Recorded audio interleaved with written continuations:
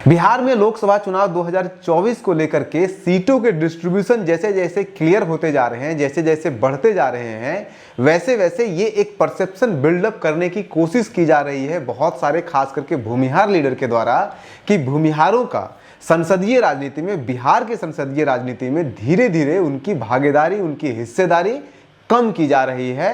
लगातार हर इलेक्शन के बाद, इलेक्शन दर इलेक्शन, लोकसभा चुनाव के बाद अब इस परसेप्शन को बिल्ड करने में कुछ खास करके भूमिहार नेता, जिसमें से आशुतोष कुमार जैसे लोग शामिल हैं और वो प्रखर रूप से कर रहे हैं। और खास करके जहानाबाद लोकसभा क्षेत्र में जब सीटों का डिस्ट्रीब्यूशन हुआ, उसमें भूमिहार किसी ने भी, किसी पार्टी ने भी भूमिहार कैंडिडेट को सामने नहीं लाया, अपना उम्मीदवार नहीं बनाया, तो ये परसेप्शन और ज़्यादा स्ट्रॉन्ग किया जा रहा है। और ख़ास करके जहानाबाद के क्षेत्र में, और उसके साथ साथ जिस तरह से कन्हैया कुमार को पहले नवादा से बाहर किया गया, फिर उसके बाद अब खबर आ रही है कि वो महाराजगंज से चुनाव लड़ना चाहते थे, कांग्रेस को टिकट मिल गया था उसके बावजूद, लेकिन अब वहां से भी नहीं लड़ने दिया जा रहा है उन्हें, ऐसी खबरें आ रही है।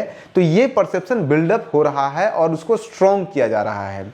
आज हम भारत के संसदीय इतिहास के लगभग 50-60 सालों के इतिहास का हम एक थोड़ा सा भूमिहार के राजनीतिक परिप्रेक्ष्य को देखते हुए हम ये समझने का प्रयास करेंगे कि इस तरह के परसेप्शन को बिल्डअप करने के पीछे क्या कोई तर्क है, कोई आधार है, और जो आधार दिए जा रहे हैं आशुतोष कुमार जैसे लोगों के द्वारा, उसमें कितना दम है।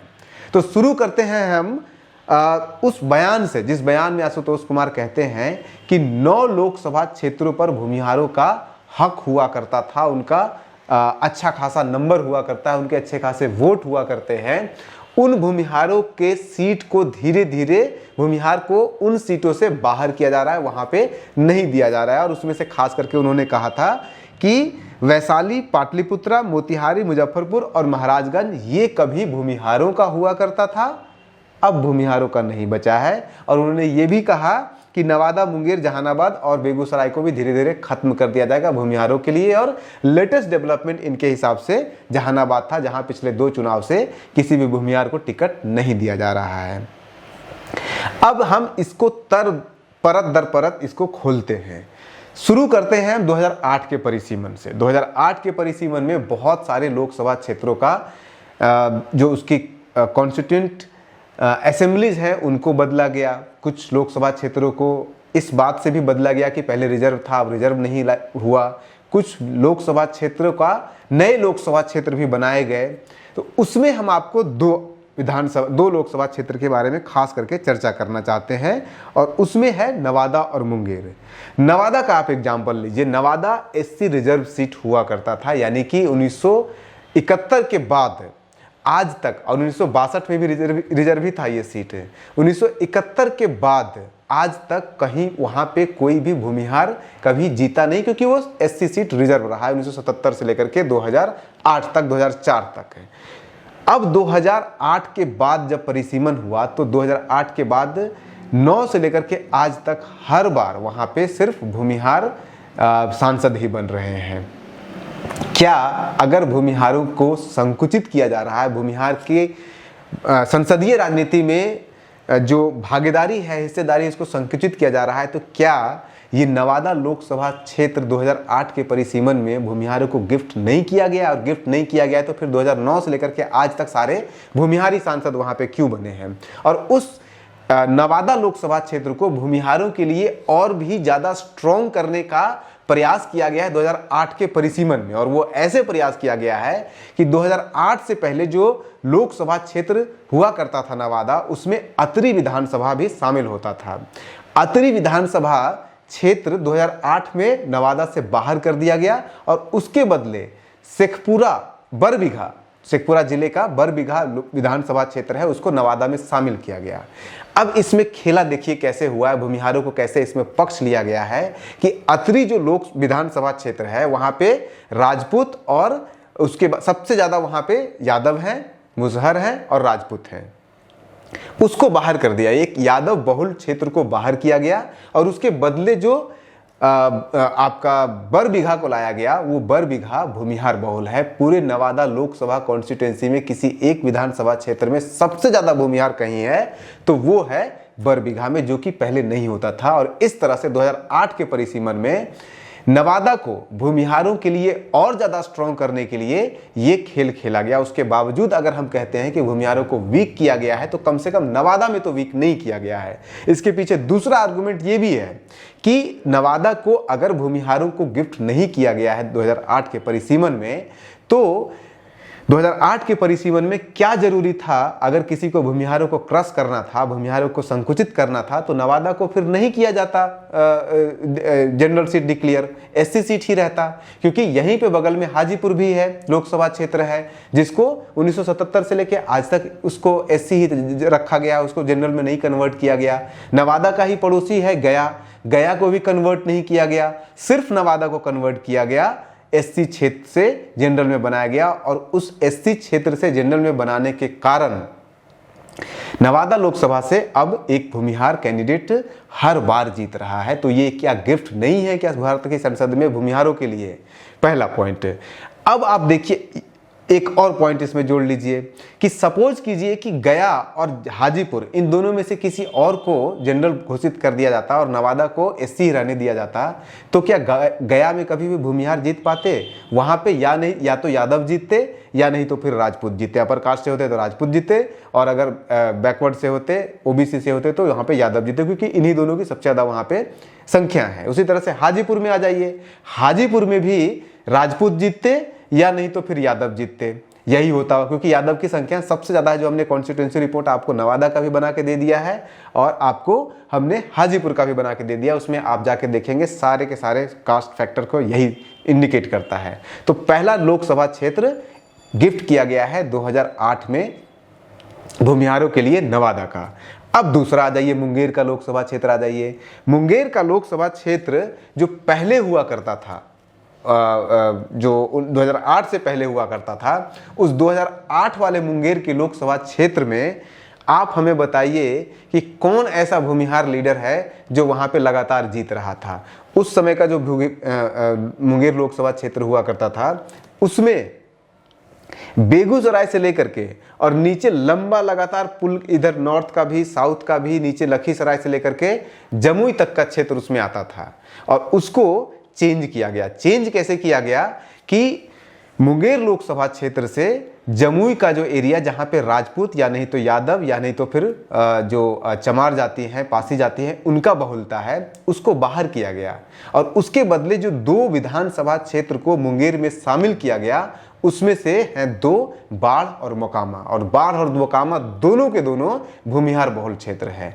तो अगर इन 2 भूमिहार बहुल क्षेत्रों को मुंगेर में शामिल नहीं किया जाता, तो फिर क्या मुंगेर भूमिहारों के लिए जीतना संभव था हर बार? क्योंकि 2004 के बाद जब से मुंगेर नया परिसीमन हुआ है, 8-9 से लेकर के आज तक वहां सिर्फ और सिर्फ भूमिहार कैंडिडेट ही जीत रहे हैं चुनाव।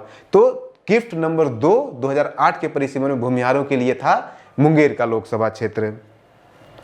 अब मुंगेर का लोकसभा क्षेत्र में अगर जो पुराना वाला मुंगेर लोकसभा क्षेत्र अगर आप देखेंगे, तो उसमें 2004 से पहले वाला जो मुंगेर था, 2008 के परिसीमन से पहले वाला जो मुंगेर लोकसभा क्षेत्र हुआ करता था, जिसमें कि बाढ़ और मोकामा शामिल नहीं होता था, 2 भूमिहार बहुल विधानसभा क्षेत्र, उसके अगर कुछ पुराने सांसदों का अगर आप जाति देखेंगे तो आपको साफ साफ क्लियर होगा कि पुराने वाले मुंगेर लोकसभा क्षेत्र में भूमिहारों का कहीं कोई जगह नहीं था। उदाहरण के 2004 में वहां से कौन जीते हैं? यादव, जो जयप्रकाश नारायण यादव हैं। उसके पहले कौन जीते हैं? धानुक ब्रह्मनंद मंडल। उसके पहले विजय कुमार यादव वहां से जीते हैं। उसके पहले धानुक जीते हैं, ब्रह्मनंदन मंडल। उसके पहले भी फिर से धानुक ही जीते हैं। उसके पहले धनराज सिंह राजपूत जीते हैं। उसके पहले देवेंद्र प्रसाद यादव जीते हैं। फिर उसके पहले देवेंद्र प्रसाद यादव ही जीते हैं। उसके पहले फिर श्री कृष्ण सिंह जीते हैं, वो भी राजपूत थे। उसके पहले देवनंदन प्रसाद यादव जीते हैं, वो भी राजपूत जीते हैं। तो कहाँ है भूमिहार? जिस मुंगेर लोकसभा क्षेत्र में आपके एक भी भूमिहार नहीं होते थे पहले, उस मुंगेर लोकसभा क्षेत्र को 2008 के परिसीमन में बाढ़ और मोकामा 2 विधानसभा बहुल जो भूमिहारों का बहुल है, उसको शामिल करके इसको भूमिहारों का बहुल बना दिया गया। और आज तक 2008 के बाद, परिसीमन के बाद जितने भी सांसद यहाँ पे बने हैं, सारे के सारे भूमिहार हैं। तो क्या 2008 के परिसीमन में भूमिहारों का गिफ्ट नंबर 2 मुंगेर नहीं है? अब आ जाइए 2 और लोकसभा क्षेत्र के बारे में, जिसके बारे में बात हो रहा है यहाँ पे। इन 2 नवादा में और आपके मुंगेर में कभी कोई भूमिहार नहीं जीत रहे थे, लेकिन दोनों में अब सिर्फ भूमिहार जीत रहे हैं 2008 के बाद, परिसीमन के बाद। अब आ जाइए लॉस के ऊपर। आप कह रहे हैं लॉस हो रहा है, लॉस हुआ है। बेगूसराय हमेशा से भूमिहारों का गढ़ हुआ करता था। जो पुराना वाला बेगूसराय है, नया वाला बेगूसराय है, दोनों में भूमिहारों का गढ़ होता था और आज भी भूमिहारों का गढ़ है, तो उसमें कुछ खास चेंज नहीं आया है। अब आ जाइए जहानाबाद। जहानाबाद में भी अगर आप देखिएगा तो पिछले 2 बार से चंद्रेश्वर चंद्रवंशी और भूमिहार को नहीं लड़ाया जा रहा है, लेकिन उसके पहले 2014 में अरुण कुमार वहां से जीते थे। लेकिन 2014 से पहले अगर आप जाएंगे, 2009 में भी भूमिहार ही थे, जगदीश शर्मा वहां से जीते थे। लेकिन ऐसा नहीं है कि जहानाबाद में एक छत्र राज्य भूमिहारों का था। 2 बार लगातार जीते थे, 14 में और 9 में। लेकिन उसके पहले किसका था? वहां पे गणेश प्रसाद सिंह यादव जीते थे। उसके पहले अरुण कुमार जीते थे, भूमिहार जीते थे। उसके पहले अरुण कुमार का 1999 में जीते थे, उसके पहले लगातार सिर्फ यादव ही जीत रहे थे। सुरेंद्र प्रसाद यादव 1998 में जीते। रामेश्वर प्रसाद यादव 1998 में जीते। फिर से रामेश्वर प्रसाद लगातार 4 बार जीते हैं और वो यादव ही। उसके पहले महेंद्र प्रसाद जीते हैं। तो एक जहानाबाद लोकसभा क्षेत्र जहां पे कि आप 3 बार जीते हैं मात्र, 2 बार अरुण कुमार जीते हैं, 1 बार जगदीश शर्मा जीते हैं, और उसको आप कह रहे हैं कि भूमिहारों का गढ़ रहा है हमेशा से। कब से रहा है भूमिहारों का गढ़ जहानाबाद? भाई आपसे ज्यादा, भूमिहारों से ज्यादा वहां पे सांसद बने हैं यादव या कोई और जाति के बने हैं, और पिछले 2-3 दशक से तो लगातार वहां पे सिर्फ और सिर्फ यादव ही जीत रहे थे, लगातार जीत रहे थे। तो ये भी आपको सोचना होगा कि अगर 2 बार से नहीं दिया जा रहा है सीट भूमिहारों को, तो इसमें कोई बड़ी बात नहीं है। पहले भी आप नहीं जीतते थे। अब आ जाइए इन 4 के अलावा जिसके बारे में लोग कह रहे हैं कि वो अब तक छीन लिया जा चुका है। कुछ ऐसे लोकसभा क्षेत्र के बारे में कहा जा रहा है कि भूमिहारों का पहले गढ़ हुआ करता था और उसको अब छीन लिया गया है। उदाहरण के लिए वैशाली के बारे में कहा जाता है। ये वैशाली का अब पिछले कुछ लोकसभा क्षेत्रों से आप उदाहरण देख लीजिए। 2019 में भी राजपूत जीते हैं, 2014 में भी राजपूत जीते हैं। लगातार हर बार सिर्फ और सिर्फ राजपूत जीते हैं। आप देख लीजिए लवली आनंद 1994 से जो जीते हैं, उसके बाद कोई भी एक भी भूमिहार वहां पे नहीं जीता है वैशाली लोकसभा क्षेत्र से। उसके पहले आपका दिग्विजय नारायण सिंह वो वहां पे जीते थे, जो भूमिहार थे। हालांकि अपोजिशन में लड़ने वाले में थे विजय कुमार शुक्ला, जो मुन्ना शुक्ला जिन्हें कहते हैं आप, वो 2 बार लड़े हैं, 2004 में और 2009 में लड़े हैं, हारे हैं दोनों बार, लेकिन जीते नहीं थे। इसके पहले आप, और लड़ने वाले में भी देखिएगा दूसरे नंबर पे भी आपका, अगर राजपूत 1999 से लेकर 98, 96, 94 में राजपूत अगर जीत रहे हैं, तो जो रनर अप है, रनर अप में भी कोई भूमिहार नहीं है, क्योंकि रनर अप में लवनी आनंद 1 बार है, उसके बाद फिर बिशन पटेल हैं, दोनों बार कुर्मी हैं। तो आप उसके पहले नवल किशोर, ललितेश्वर प्रसाद शाही ये हारे हैं चुनाव 1980 और 1977 के दशक में, जीते वो भी नहीं है। तो किस आधार पे आप कह रहे हैं कि वैशाली जो है वो लोकसभा क्षेत्र हुआ करता था भूमिहारों का? मुजफ्फरपुर के बारे में, क्योंकि मुजफ्फरपुर और भूमिहार जुड़ा हुआ है एक दूसरे से, मुजफ्फरपुर के बारे में भी यही कहा जाता है कि मुजफ्फरपुर जो है वो भूमिहारों का गढ़ हुआ करता था। तो वहां से फिर भूमिहारों को वहां से निकाल दिया गया। आखिरी बार वहां पे भूमिहार जो जीते हैं वो कांग्रेस से जीते हैं। तो मुजफ्फरपुर में सीधे 1984 चले जाइए, 84 से के बाद और 2004 के बीच में कोई भी भूमिहार वहां से नहीं जीता है। फिर भी हम कह रहे हैं कि भूमिहारों का गढ़ है वो। उसके पहले और जाइएगा तो नवल किशोर सिन्हा 1971 और डीएन सिंह थे, वो 1962 और 67 में जीते थे। तो 1900 बहुत पहले वो जमींदारों का दौर हुआ करता था। आज से आज़ादी के समय में जाएंगे तब तो उस समय कोई मुसहर एक सांसद होता ही नहीं था, एक भी सांसद नहीं होता था। पहला मुसहर सांसद जो है भोला जो मांझी थे, जमुई से जीते थे, वो मेरे ख्याल से 1971 में पहला चुनाव जीते हैं, पहला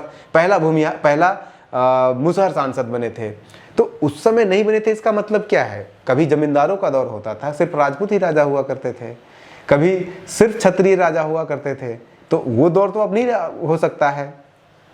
अब मुजफ्फरपुर में भी, मुजफ्फरपुर और वैशाली में अगर आप देखेंगे और मुजफ्फरपुर को देखेंगे तो किस तरह से 1977 का जो 2008 का जो परिसीमन किया गया, उस परिसीमन में यहाँ पे एक बार फिर स्वर्ण जातियों के इंटरेस्ट को ध्यान में रखा गया। मुजफ्फरपुर लोकसभा क्षेत्र का वो विधानसभा क्षेत्र जहाँ पे भूमिहार और राजपूत बहुलता थी, उसको शामिल कर लिया गया वैशाली में। और वैशाली के वो क्षेत्र जहाँ पे पासवान या जो यादव जाति के लोग थे उसको हटा करके उजियारपुर और बाकी जो क्षेत्रों में शामिल कर दिया गया, या फिर एक लोकसभा क्षेत्र, एक विधानसभा क्षेत्र को हाजीपुर में भी शामिल किया गया था। उससे वैशाली लोकसभा क्षेत्र कम से कम सवर्णों के लिए सिक्योर हो गया। तो 2008 के परिसीमन में भी सवर्ण का वहां पे फायदा हुआ है, उस परिसीमन में जो काट छाट किया गया था उससे। अब आ जाइए दो और, आप बार बार नाम लिया जा रहा था, पाटलिपुत्रा का नाम लिया जा रहा था आशुतोष जैसे लोगों के द्वारा कि पाटलिपुत्रा भी था भूमिहारों का गढ़। कब, किस आधार पे भूमिहारों का गढ़ था? भाई यहाँ पे पूरे पाटलिपुत्रा जो पहले पटना लोकसभा क्षेत्र हुआ करता था उसमें सिर्फ और सिर्फ 3 बार भूमिहार सांसद जीते हैं, एक बार 98 में, एक बार 99 में और एक बार 1984 में। 1984 में भी इसलिए जीते गए थे, याद कीजिए वो इंदिरा गांधी का दौर था जिसमें कांग्रेस का सबसे बढ़िया परफॉर्मेंस हुआ था और वो इंदिरा गांधी की हत्या के कारण उनके जो सिंपैथी वोट मिला था उसके कारण वो जीत गए थे। 1998 और 1999 में 2 बार जीते, यानी कि 6 साल सिर्फ आज़ादी के बाद, सिर्फ 6 साल के लिए पाटलिपुत्रा पटना लोकसभा क्षेत्र में भूमिहार सांसद रहे और हम कह रहे हैं गढ़ है उनका। 6 साल ये हो गया और 5 साल आप लगा लीजिए वो चिपिटा को, यानी कि टोटल 11 साल। तो 11 साल की क्या विसात है? 75 साल से ऊपर हमारा देश का लोकतंत्र का इतिहास हो गया, उसमें आप 11 साल रह रहे हो, कह रहे हैं कि हमारा ही वहाँ पे राज रहा है। अब आ जाइए मोतिहारी में। मोतिहारी में भी जो आखिरी भूमिहार सांसद कोई जीतता है वो जीतते हैं अखिलेश सिंह, जो अभी वर्तमान में कांग्रेस के प्रदेश अध्यक्ष बने हुए हैं, वो भूमिहार हैं। और 2004 में वो कांग्रेस से नहीं जीतते हैं, वो जीतते हैं आरजेडी से, और आरजेडी के वो बहुत करीबी माने जाते हैं। और मोतिहारी से वो इसलिए भी जीत जाते हैं क्योंकि आरजेडी के कारण उनको यादवों का भी वोट मिल जाता है, मुसलमानों का भी वोट मिल जाता है, जिसके कारण ये जीतते हैं। अदरवाइज उसके पहले अगर आप जाएंगे तो जो कमला मिश्रा जो थे वो 1980 में आखिरी बार चुनाव जीतते हैं। उसके बाद फिर मधुकर जो है वो 1991 में चुनाव जीतते हैं, 2 बार कमला मिश्रा मधुकर ये 2 बार चुनाव जीतते हैं, 1980 में और 1981 में। ये दोनों बार भूमिहार रहते हैं और 1991 के बाद कोई नहीं है। एक बार अखिलेश सिंह जीतते हैं, वो भी आप अखिलेश सिंह भूमिहार का वोट नहीं कह सकते हैं, वो यादव का आरजेडी के कारण वो जीत होती है। तो किस आधार पे आप कह रहे हैं कि मोतिहारी जो है वो हमसे छीन लिया गया?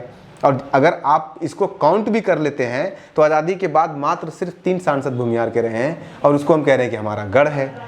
अब आ जाइए महाराजगंज में। महाराजगंज में भी कौन से, किस आधार पे कहा जा रहा है कि भूमिहारों का गढ़ है महाराजगंज? क्योंकि महाराजगंज में जो कोई भी आखिरी भूमिहार सांसद बने हैं वो गिरजा देवी बने हैं 1991 में। तो न आपका महाराजगंज गढ़ था, न आपका मोतिहारी गढ़ था, न मुजफ्फरपुर गढ़ था, न वैशाली गढ़ था, न ही आपका पाटलिपुत्रा पटना गढ़ था। हाँ, 1-2 बार आप जीते हैं, भूमिहार जीती है 1-2 बार, लेकिन उसको गढ़ नहीं कह सकते हैं। तो 1 बार 2 जीते हैं तो फिर आप लगे रहिए, आगे हो सकता है कि कभी आपको सीट दिया जा सकता है। हर बार आप ही को सीट दे और ये तो संभव नहीं है। ये तो सोशल जो ट्रांसफॉर्मेशन का जो तरीका है वो तो सही नहीं है, कभी उनको दिया जाएगा, कभी आपको दिया जाएगा।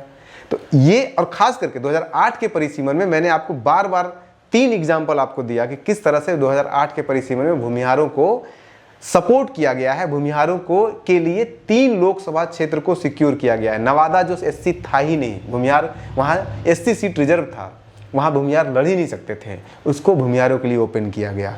मुंगेर जहाँ पे कभी कोई भूमिहार नहीं जीत रहे थे, उसको काट करके भूमिहार बहुल विधानसभा क्षेत्रों को उसमें मिला करके उसको भूमिहार के लिए गढ़ बनाया गया। और वैशाली में ठीक है भूमिहारों के लिए नहीं बना, लेकिन कम से कम सवर्णों के लिए सिक्योर किया गया वैशाली को।